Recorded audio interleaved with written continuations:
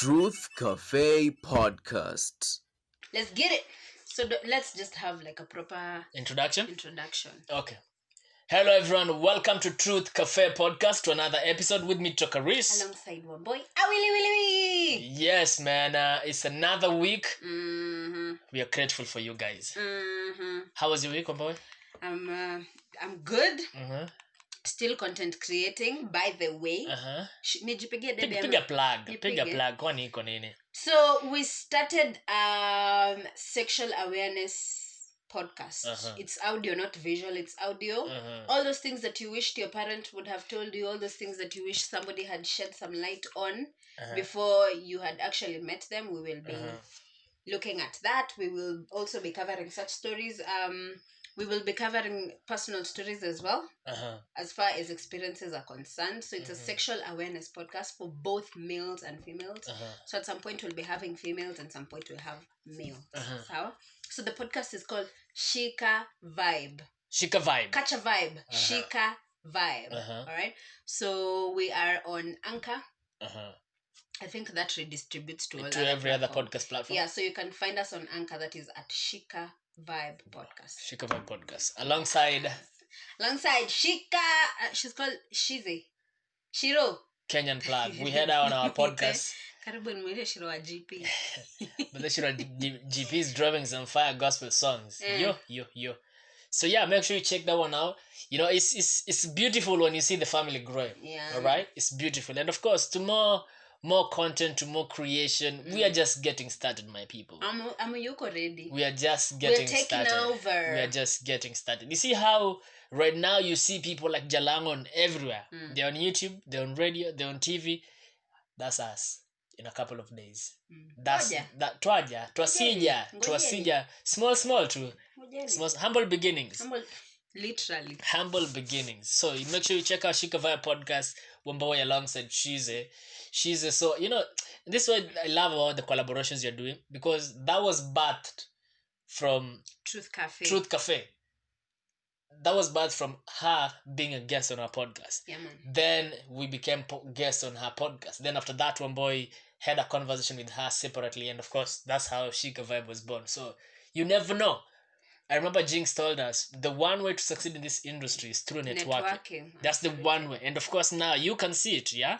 You can see it. And you never know what else is coming up. So make sure, and feel free by the way to leave us suggestions. We see you guys, we see other podcasters who, you know, we inspire them, who want to be guests on our podcast. Yeah, man. We see you. So, and I'm happy that... Shout out to everybody who's in our DMs, man. Shout out to you. Those DMs be popping. We see you. They be popping. We see you. Shout out to everyone really who supports Truth Cafe Podcast. Yeah. Shout out to each creator as well. Hey, creation manze si rahisi. Pana rahisi. Siku rahisi, bro. Si rahisi. Kungori. All right. There was something I wanted to say that I just forgot. Oh, this is the last day of August, by the way. 31st. Mwezi imeisha namna hiyo. But then my birthday month is coming. It's not like it matters really, but yeah, it's my birthday month, September. Birthday yako inakuwa in December, right? 10th. You say I even know your birthday, boy. Yako iko 20. Hola. Yuko 20. Sema date. 20th. No, you got like 20th to 30th. It should be there, no? Give me a fucking date. Don't tell me mimi nimekupea tarehe exact. Can I give you like 2 dates? No, okay. Wow. Mimi tena niwaambie wadau. It is either 20. Okay, give me those 2 dates. Jiro utaanguka bado. Give me them. Iko katikati ya 20. Mimi sisemi si umeona nikupea 2 guesses. Give me the first one. I have 3. Aya, twende. Let me bite. Okay. 23rd? 26th? 13th. Kangura, hakuna hata kitu. When is your birthday? One boy, how are we friends again, really? When is your birthday? No, can we talk about how don't you know my birthday, one boy? Excuse me, are you my boyfriend? Why do I know your birthday? Don't know. You tell me.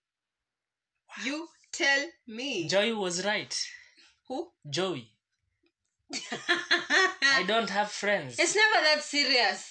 No. It's never that. Me, I'm fighting corona. I'm fighting joblessness. Waboi kama hujui birthday yangu, nani atajua birthday yangu? Wewe hujui birthday. Who? Shari. You know, funny enough, for Chari knows.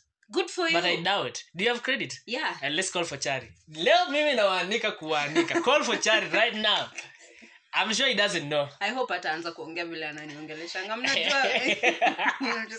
I'll just start by telling him But he's no, live. But fair enough, for Chari, I might not. No, I think I know his birthday too. It's November. November 26th. If I'm not wrong. When is your birthday? I'm not telling you. I want to hear from Fochari first. Okay. I want to hear from... Yani! Yo. Okay. So I have no idea why I should be knowing your birthday. Because you're not my boyfriend. Ni sawa. Tutareview rafiki. Wacha tuone huyu BFF wako. Hi. What's up? Sasa mpenzi. Fiti. Ni aje Nini unaongea ni kama kwa kitanda tunataka kukatiana hapa. Kwa nafaa kuongea aje? So ongeza sauti na Ongea ongeza sauti. energy. Tuna record podcast by the way. Usikii kuna baridi? Tuna record podcast. Sasa fanya aje? Excuse me, can you shut up? No, tumuulize swali. Anyway, so we have a question for you na tuko kwa podcast. Birthday ya Karis ni lini? Hata wewe hujui. Wow.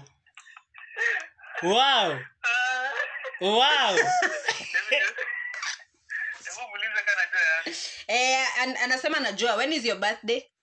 Anasema anajua, nimuulize. Mwambie aseme. Yake ni November 26th. November 26th. That is not my birthday. What? Yako ni lini? Muulize. Thank you, Jesus. No, yake ni lini? When is your birthday? My birthday is on 28th. Of November. Yeah. I was right. Fuck it. You're not 2 right. days. 28th. You're not right. Ni You're sa- not right. Yangu hata si uguess basi. Yake ni Yes. lini? Yeah, Karis. Hello. Yes, ya Karis. Hello. Uko pale imagine. Wow. I need to review. Nakushoto sahi. Hakuna kila kuku. Thank you. Bye. Kata hiyo simu. Bye. Bye, bro. Oh my lord. Oh my goodness. Now, you are fighting me. Look at your best friend here for Chari. Look at him. He couldn't even guess. Mi najua ni next month, kido 20 something.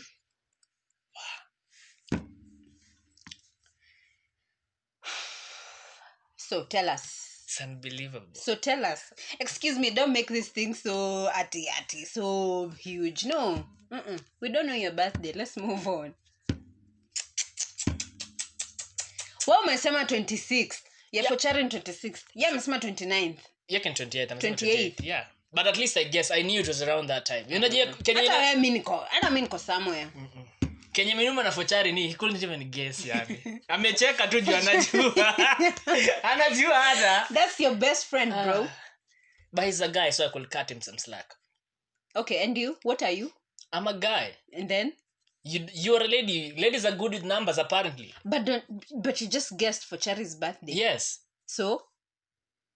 That's not an excuse. You know, I'm trying to excuse my best friend. Anyway, it is what it is. So when's your birthday? Na unataka tufanye aje? Tuilete hapa Truth Cafe ama? Hata muachane tu na. Tuachane naye. Mimi sitaki. Unajua mimi Kama hata napendanga mkumbuki. mtu ukijaribu ukisema tu tuachane nayo inatoka kwa akili yangu. I'm just like, okay. You don't even remember the date. Let's live life. Mimi ningeanza kufikiria hiyo story nikifika September 1st. Honestly. That's a lie. Honestly, because I knew your birthday is in September somewhere. Usilie lakini. Sini life. What? See, it's life. Yo, kuna utoshai date akasahau birthday yako? And if let's say your boyfriend forgets about that, will you catch? He can't forget. No, hypothetically. He can't speaking. forget. Hypothetically, akisahau utalia. He has the checkbook, so he can't forget. Hypothetically, akisahau, will you get offended?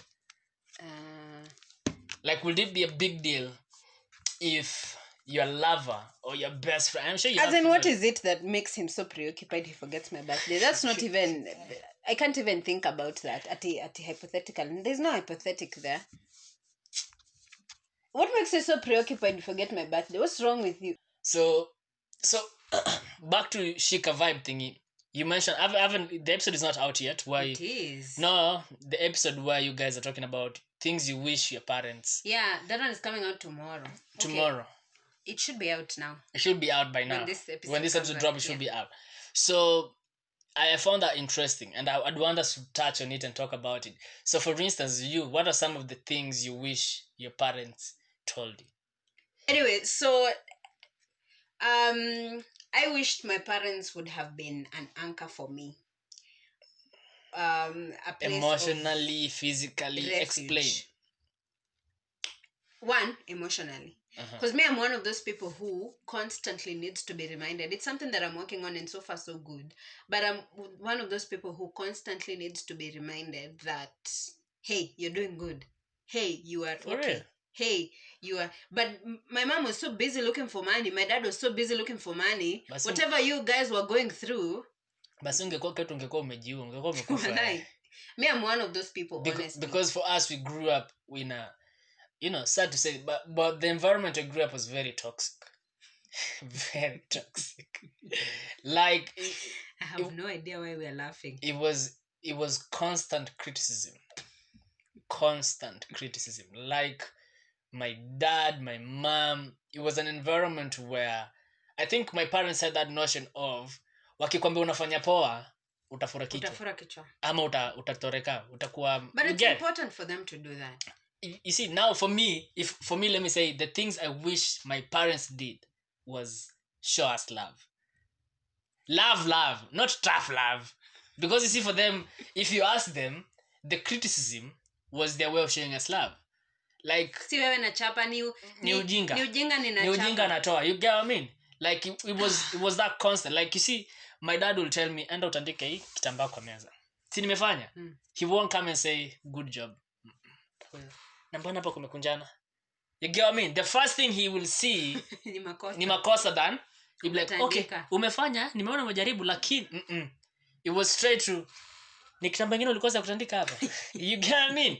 So constant criticism, it messes up with you and your psychology, and you become tough. You hide your, because now for me, what that did for me is I've always been chasing perfection. I don't take second best, maybe. I don't, especially from people. I don't. If I need you to do something, you better do it right. That's me, and it's a bad trait. Especially being a firstborn, because now unajua ukikuwa now you become a parent. So I took that na nikaekelea my other siblings. So now they also face the wrath of the firstborn. And now with time growing up, I realized that was very toxic, and it's something, unlearning bad behavior is one of the hardest things in life. Unlearning bad, it's very hard. So that's one thing I've been struggling with, because now I grew up not seeing any good in people. I can't. Yeah, umefanya okay ni poa, but mbona ukufanya hivi? Mbona, you get what I mean? So for me, I wish my parents showed me more love. Genuine, not tough love. Yes, Taki. You what tough love? That's bullshit, personally, to me. I swear, like that thing. Okay. So me growing up, I was a bit polite growing up. Nikafika high school, nikaenda nikasomea shule ya Eastlands. Nikapatana na wasichana wamoja na wasichana wa Kayole, wakafanya kichwa yangu kafura. Cool kid. Nikapata attitude, kuwa disrespectful to everybody. Like me, if you ask me, like a turning point in my life, that was it. I went to high school and I met all sorts of people, and I was trying to pick this one from this one, this one from this. So I ended up being so and I don't blame my parents, but if somebody had told me, be who you are, nanpata, like, don't usiende ukichukua something from people, just be. Okay, but I get why you're saying you can't blame your parents, but you see, I'd understand why that happens. And we spoke this in a previous episode, where you pick it's so easy for you to pick things out there because you hakuna counter narrative. It's not like your parent was telling you, take this, but she's never gone through that as well. Now get. So I guess if there are things, maybe that should be one of the things maybe you should have been told, because even for me, that should have been the case. Because you see, our parents used to assume so much. Assumptions. Like, it should be obvious unafaa kuwa na tabia mzuri. Yeah. It should be obvious kuiba ni vibaya. It should be obvious. So should be obvious really have sex. So they never mention these things. It's a blanket caution for everything. Yeah. Like everything ni makosa. Like, you know, it's so funny that ulikuwa unajuanga makosa after it happen. Like, would you kuwa unafanya hivyo would you kuwa unafanya kufanya hivyo? Yeah, sijui. Yeah, so you see what that happened. What that so kwa madhokodhanio. Yeah, and that messed me up. It messed me up like really, really bad. So you've had narratives of people saying ati mtu anakuambia unaongeanga vibaya na kuanga hivyo. Ushaisikia mtu akisema na kuanga hivyo. So I became na kuanga hivyo. Until now I grew up and I was like, okay, sis, you need to know how to handle this other person with a temper, this polite person, this one. You need to be as neutral as possible. Lakini usikanyagwe sana, but you don't really have to be so rowdy to everybody. And that problem, hiyo shida nilipata immediately niliingia to high school. Hivi picked wale wasichana warui, sijui wasichana wako na tattoo, sijui okay, I'm not you know what I mean. I'm not saying at we're gonna tattoo because I have a tattoo as well. So but like she picked that from the streets too. Anyway. No, I didn't. But it is what it is. It is what it is. So I've just been picking things, but now I'm like now I'm a bit conscious and I'm like I can't pick this wrong thing. This is toxic, so I can't pick this. I can pick this from this. Like now the story that I gave you in like the previous episode, I was talking about Zodo Wamabantu and all the behaviors that she had, but I picked a positive thing. A positive thing. Yeah. You know what I mean? Yeah. Like you meet all sorts of people, but don't collect the bad things. So that's something you wish you were told earlier. Yeah, I wish and you see that affected my friendships with people because kuna mse sahi utamuuliza na mulikuwa because mimi najua hata watu wananiwachingi sahi na tulikuwa naye form 4 utasema this chick was such a bitch. She was such a bitch. Like I know there are people who would have such a notion about me and it's not something that I was able to control at that time because I was busy picking. So nilikuwa na gongana tu na watu, but now I'm okay. You're easy. I changed. It's a learning curve. Yeah? For me, I think it has to be I wish my parents told me it's okay not to be okay. Like being in tune with the emotions. Yes, man. Mimi. Sume. Too soon. No, for me, I'd be honest. I've started feeling things recently. I've begun. Nimeanza kujiallow kufeel vitu recently. Wow. I never used to feel shit. Like for me, that's why you see the one thing about me having less friends because of that. Because one, I don't like getting attached to so many people. It's a lot of work. It's draining. And then two, because I don't feel nothing, it's easy for me to cut you off. And I'm not remorseful. I'm not sad. I'm not sorry about it. You just move. Unasonga na idha. So for the longest time that affect, and you see the flip side of that is I started comprehending things at a very young age. You see, I'm a firstborn, so I started nilianza kuona shida nikiwa even when I shouldn't know what shida is. You get, because now I'm a firstborn. Firstborns go through yeah that. Like niliona juu si as a kid inafaa wewe uko tu unajua watu hata wanaishi ghetto hawajuangi kuko ni ghetto. Yeah. That's the best life. Unakujanga kujua ni shida ukienda high school kule. Huyu anapoanga tao mimi sipeanga hata baba. Hapo unajuanga, but for me from a young age I was able to see hapa tuko na shida. It's problematic. So I took on a lot of baggage for my parents. And another thing I wish my parents told me is their fight is their fight, not my fight. Like that's one thing I learned the hard way. And I keep talking about my dad. That's the thing that contributed to almost having a fallout with my dad. Because I took on my mom's fight. Because they used to be at loggerheads. Kukosana saa zote. And because I was the firstborn, my mom talked to me a lot. So ananiambia, this happened. Hey. Yes, this happened. That's why me and my mom were very close. I'd go to high school nikirudi, mimi ndo naambia mashida zote za nyumbani. Mzee wako alifanya hivi, sister yako alifanya hivi. Mashene. Yo. So what happens is now I grow resentment towards my dad.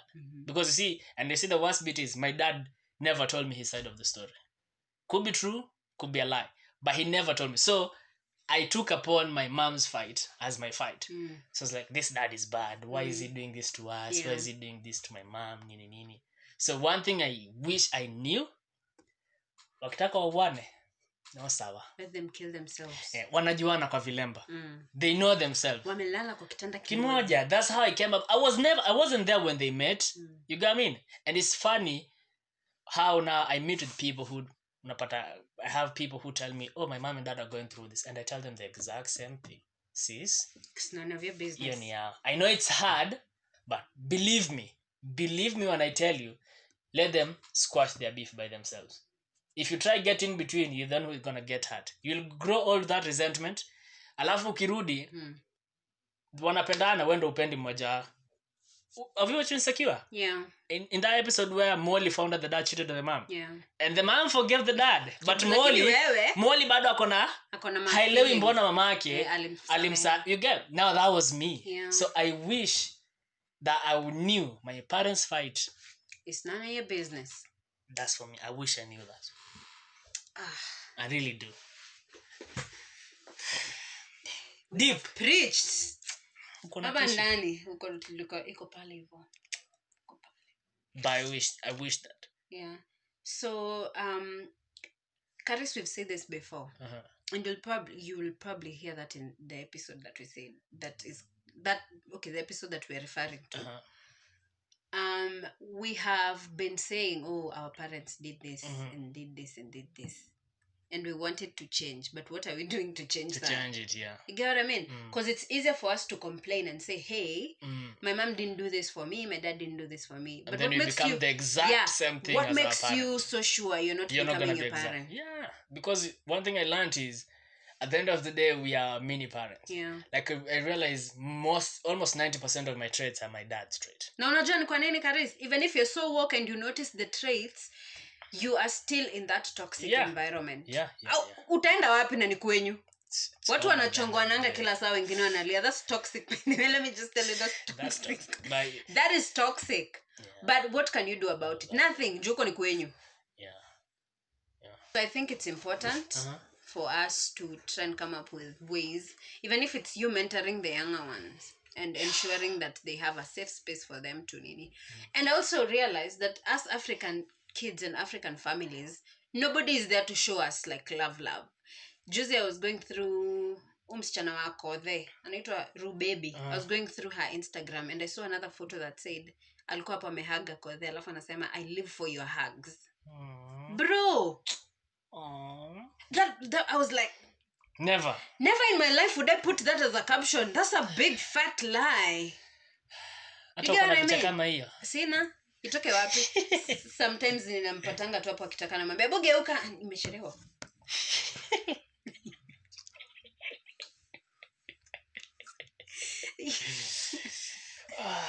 It is what it is, man.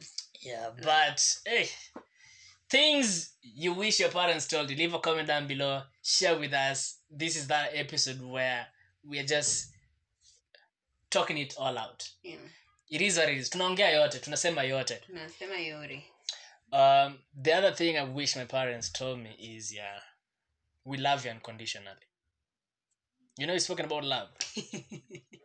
I wish my parents told me. Unajua bro, hiyo watu ambia yangu nakujanga tu kurealize at some point. We know what I'm saying, sir, though. Because I grew up in an environment where you have to prove yourself. My love was kind of rewarded. Yes, I know.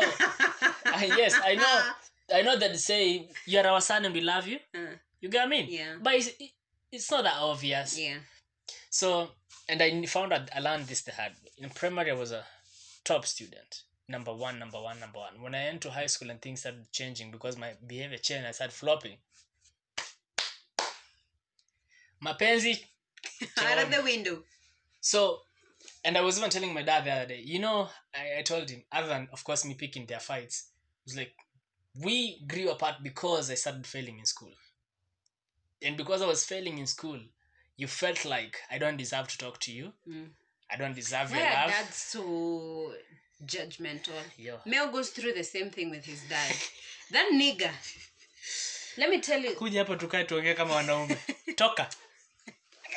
Because that man, mimi nilikuwa namwambia mimi ukaniacha wiki moja na baba yako naweza mchapa. That man is so toxic. Okay, let me not even. That's your father-in-law. Fuck him. That's your father-in-law. Like, I really don't care. At this point, like me, I've just been seeing things. Because me, I learn indirectly. I really learn. So, nikikuona ukibehave, I'm just gonna like pick the ones that I think are important. So, he's toxic and that's a fact. Yeah. So, you see, that's something I wish my parents told me, that we love you unconditionally. And you see, in our, well, let me not generalize for everyone, but for us, and as I told you, criticism was the order of the day. And you see, that's why I'm saying why I should have been told love unconditionally. Because if you're criticizing me at the top of your lungs, why don't you shout the same way and tell me you love me? At the top of your lungs. Exactly. You get what I mean? Yeah. Like, it shouldn't that now you love me, now we are keeping it subtle. Si nikifanya makosa unanishautia. Unanianika tu hivyo kinema. Yes, like if you love me, same energy. Let's keep the same energy in love and criticism. So for me, that really bothered me a lot, because now what happened is I was constantly trying to prove myself to him. Because at the end of the day, we need love from our parents. Yeah. Whether hata ukakuwa macho aje, hata ukakuwa gangster aje. You get what I mean? And you even see it with grown men now, where they have to work hard to become successful so that they gain the respect of their dad. Yeah. Because that's the only way that man is gonna love you. That's me as dad. You get what I mean?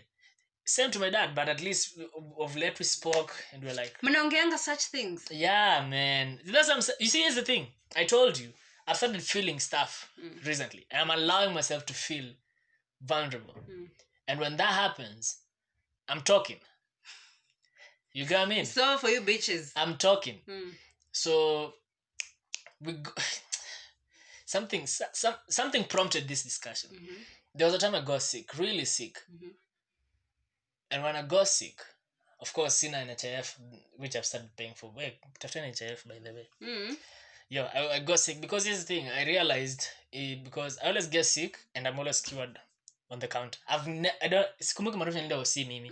Sikumbuki. So I got sick. Of course, the last person I call is my dad. The last. So I call my mom like, hey, I'm feeling ABC. I need money to go buy some medicines or blah blah. Yeah, ana kakitu. So obviously ana kakitu tunaenda wapi? Komuga himself. So he sends me money. I go get the meds and whatnot. He calls me. And the first thing he says is like, unajua unakuanga na shida sijui ya nini, uache kujiachilia. Man, that thing broke me. Because how I felt is like, because it's not the first time he's done it.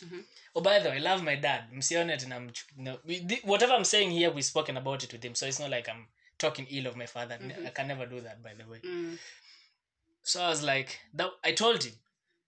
Because he was like, mbona uniambiagi hizi vitu ziki happen? Because apparently he feels bad that I go to my mom first and not him.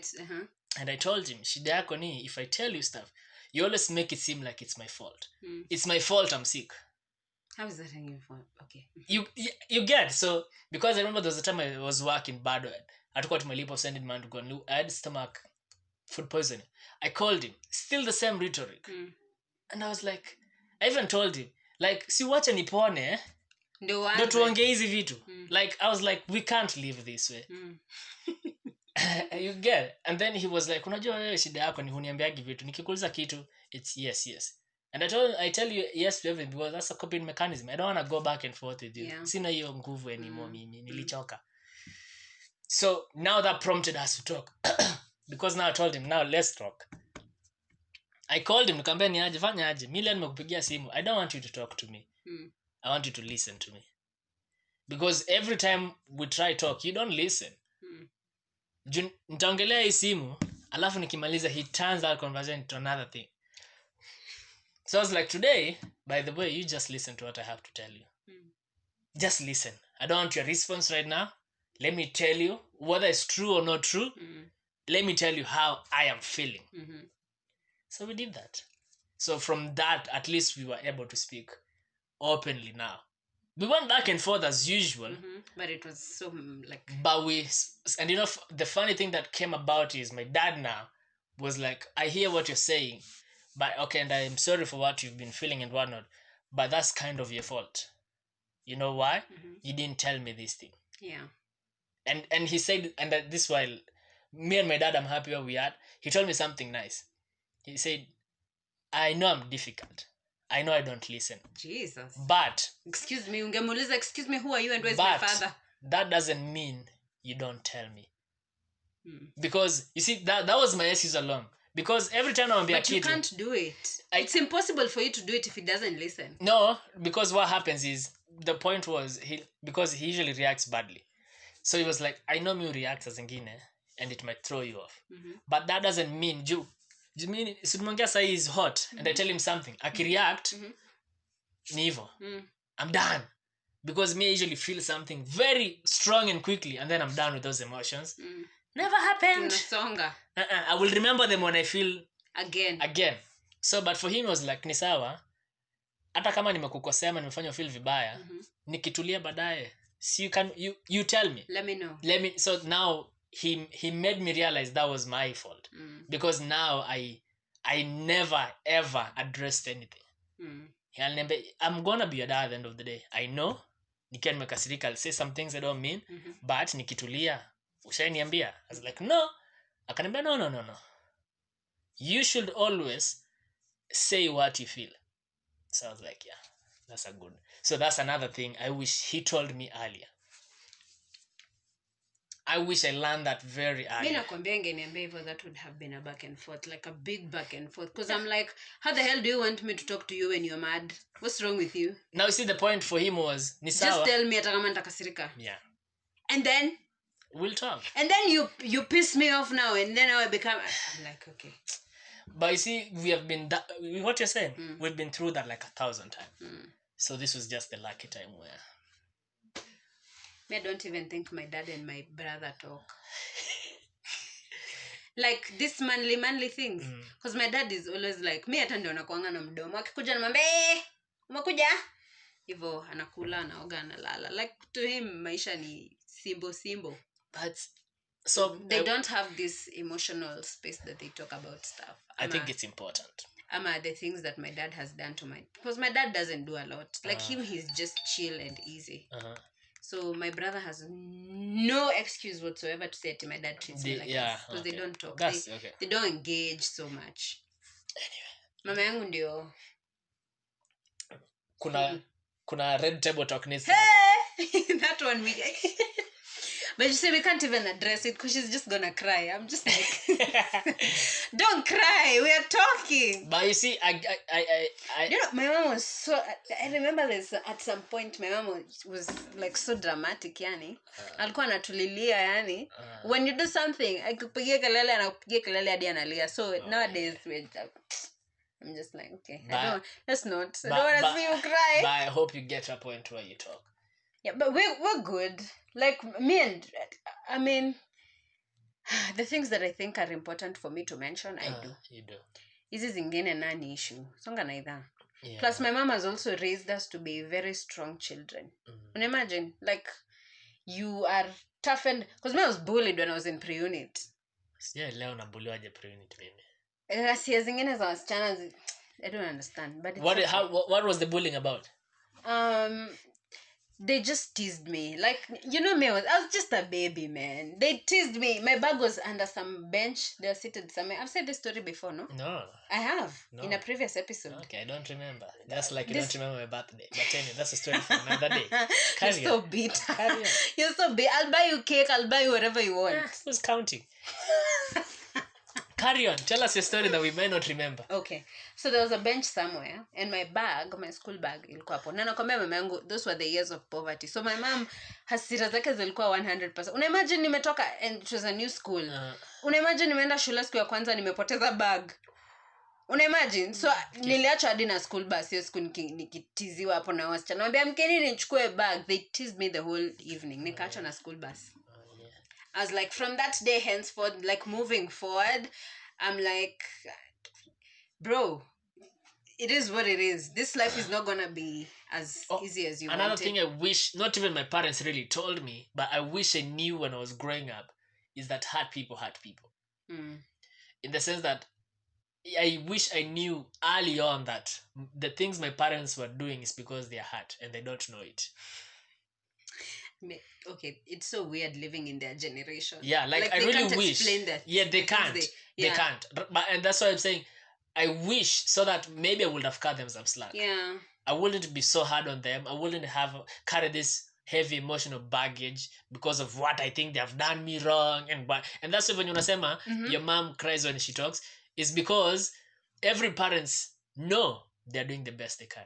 Because I'm sure she swore akasema venye mamangu alinilea sitalea watoto wangu. Unaget? So wewe kama mtoto kuja tena umwambie ati mama hapa hujafanya that doesn't so I wish I knew that hard people because let me tell you ile kichapo nilikuwa napigwa kama mbwa ni hasira si ndio nakwambia those years of poverty alafu anakupiga hivyo karibu ukufe anakwambia hata si kitu mama yangu alikuwa ananipiga na kuni sasa unashangaa how is that related to me you almost how is attempted murder how is that even related Let's wrap this up, man. Anyway, so make sure you leave a comment down below. At least have a discussion with people around you, because this episode is things we wish our parents had spoken to us about. Yes, things we wish our parents had spoken to us about. That was an amazing episode. Thank you so much for listening. Thank you so much for watching. Make sure you like, comment, subscribe, and share. Oh, by the way, boy, I know you don't care. My birthday is 25th September. I was not so far. Nilikuwa 26th. Uli guess tatu ambayo ukakosa. 3 guesses na ukakosa. Excuse me. 3 guesses. Ninge find out bado. Do you know how I found out of your birthday by the way? Because I found out your birthday before you even mentioned. Nilienda Facebook. Unajua hizo siku bado tulikuwa tunawaka na wewe na nilikuwa najaribu kukuimpress kama coworker mpya. At employee, I was like, this nigga, I need to know when this nigga's birthday is. Kuna bad. You know, in high school nilikuwa nimekaanga nimechange birthday yangu. Nilikuwa nimeka 30th August. Because high school yetu kuanga na kitu mbaya. If people know it's a birthday wanakuosha, alafu narusha kwa fish pond. Ew. We used to have a fish pond. You know, we went on academy. Yeah, so. Me too. So we went on academy. So unaosha no school went broke. We wakavua samaki zote, wakauza na zingine tukakula. Yeah. So what ulikuwa unaosha na maji chafu like you used to get ugly unapigwa. So juu kusema kwa form 2 na block karibu 4 so from south evil. Even people you don't talk to ni baadhi ya kariz. Utashinda umefukuza usiku mzima and hapo used to know walikuwa wanaona Facebook. And you know people used to have phones in school. So they was like can never be me. Munioshe takuwa 30th August na kwanga nyumbani. 30th August but after high school nika change. Anyway, so 25th September. I hope you don't forget, but if you do, it's alright pia. No hard feelings. People who need to remember always remember. Sijipigie debe hivyo pia brother. You know, I just remember I'm sure there's another friend of mine who doesn't know my birthday, Tina. Sidhani kama Tina anajua birthday. Anajua aje shwali na ako boot up. Nani? Twende home. Thank you so much for watching, guys. This was an amazing episode. I enjoyed it. I like how Truth Cafe with time has become like a therapy session for us. Hey, kwanza wewe you're fighting demons. But you know what? I really hope, the reason I'm speaking about is because I hope someone else feels like they're not alone. Honestly. Because you see, shida kama hizi. Unaona sasa nimeniambia story ya mzee. Unaona sasa you can relate on a personal level. Yes. So when you tukikaa na yeye tunaweza ongea the whole night because oh shit, kumbe mzee wako pia kwa hivyo. That man. Tell me more. That man is just I don't know. Niacha nikwambia I think most of our parents ni kama waliendaga shule moja. Si ndio? They usually behave the same. Matusi ni zile, torture ni method ni zile like. And then sometimes I look at them, I'm just like, you guys, especially the relationship between the wife and the husband, and I'm just like, you guys fell in love at some point. You had 3 children, and now you're talking to each other like this. Okay, let's stop wasting time. Mimi kitu nashangaanga ni venye mzali kati ya madhe. That man has no feelings. Mr. Mugo feel, but you know why? I actually feel like that's how I am. I don't know how to explain. I don't know, man. Kwanza verbally, I love you, babe. Cut my tongue. Can be you. Never be me. Sikumwe mwenye niambia mtu I love you. Walai. Like I find it so hard. Like I find it like it's a heavy word. Na kutextiana? Can't still. Like naonanga ina mean a lot. Hey, I see it feels like it means a lot. I just don't throw it around like that. I love you. throw it around. Wow. Babe, han. Sawa. Anyway. Have you ever seen your parents do anything romantic? Unless kukatana makucha. Does it count? Does, wow. Who Yeah. katazi huu makucha? My dad kataza my mom kucha. After ameambiwa ama Files. after ameambiwa ama kujitakia. Unajua vile mama wetu anakalianga wazi. After tumemwingililia. After he has been summoned. Yeah. I don't know. That's I think nice. like it just happens. So I don't know. That's nice. And they pig a story until you know, let me tell you. Sometimes my mom goes to work very early and my dad is in the house. So ikifika saa 6 na bado unawasikia huko. I'm just like, simwache kudanganyana na kuna mtu atabaki kama amelala. They're just talking, wanapiga tu story. So sometimes si tunatokanga sitting room. So me I'm in my room, my brother's in his room. Unasikia wamecheka sitting room, tunatoka hivi tunaanza nini hao? What's the ring? Wamepiga story, Yeah, that's what I love about my parents too. Like they might be having their issues. Sasa zingine hata wanapitananga hivi kwa corridor. Ujani kama utalala kwa kitanda moja. Sio kuna mtalala kwa floor, but we don't know. But kuna saa zingine that wako the house is just lit. they're a must. Yeah. I'm telling you, my dad hardly laughs. But when he laughs, bro, that was funny. Kuna times alicheka hadi akalia. Mkajua akona like, feelings. like, You know, this man is human. Yeah. But my dad is gangster yote. But I think the one time couple of times seem emotional or romantic is time ametoka mission.